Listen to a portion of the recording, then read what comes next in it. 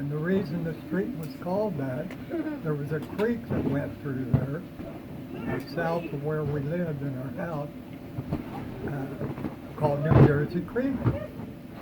And I'd go down there, and there would be crawdads, which looked like little miniature lobsters.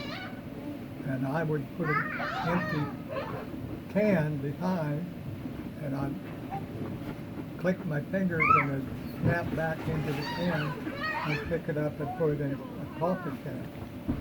And then when I had, I don't know, 10, 12, 14 crawdads, I'd take them home, and Mom would boil them and supplement our dinner. That's awesome. Now another thing I would do, there was a bunch of mulberry trees that were just a little bit wild trees. They weren't on any private property. And I'd get up in them and I'd pull a bunch of mulberries. Of course, I'd eat as many as I could. Yeah. I'd bring them home, and Mom would, one, make pies out of them, two, make jam out of them. And that helped. One other thing I did, when I had a bicycle, I'd go through the neighborhood. Over your nose, Lydia. And I'd knock on people's door. Tell her to put it over her nose, Dana. Over your nose, Lydia. Thank you. Thank you. And I'd ask them if they had any hangers they could spare. Now, they didn't have plastic hangers, they were all wire.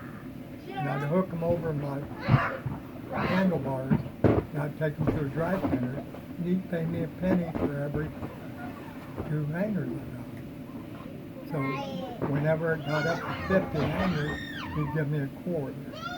Sometimes I used it for candy, but sometimes I took it home and gave it to them. But back then, you know, gasoline was like 19 cents a gallon.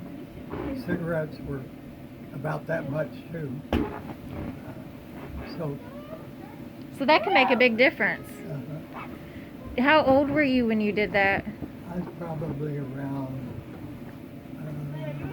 8, 9, 7, 8, 9. You weren't scared of the crawdads?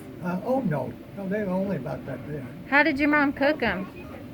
Boil them, kind of like what you would with a lobster. Would you eat them with rice? Huh? What did you eat them with? Like rice, or what did you eat them with? Well, she would take them out of the shell. Yeah. You know, like this, and you took the meat out of it.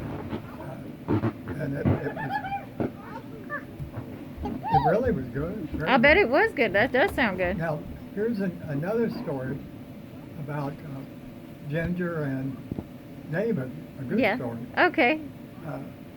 I would help with the, whenever they did inventory. Y'all can't be on that spot together.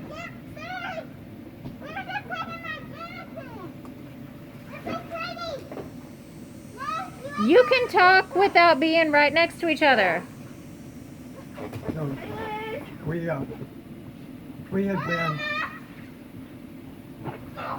done inventory. We did it over the weekend.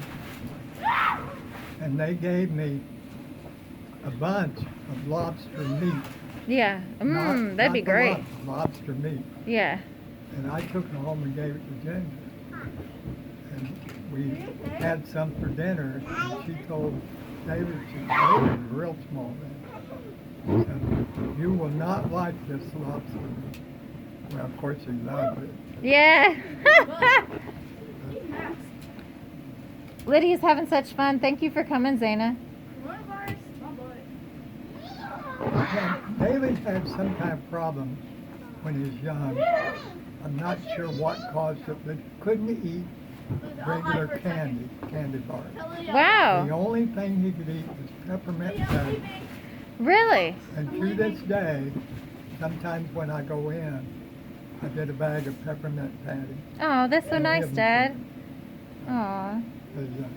Because he still loves them to this day. That's so sweet. Aw.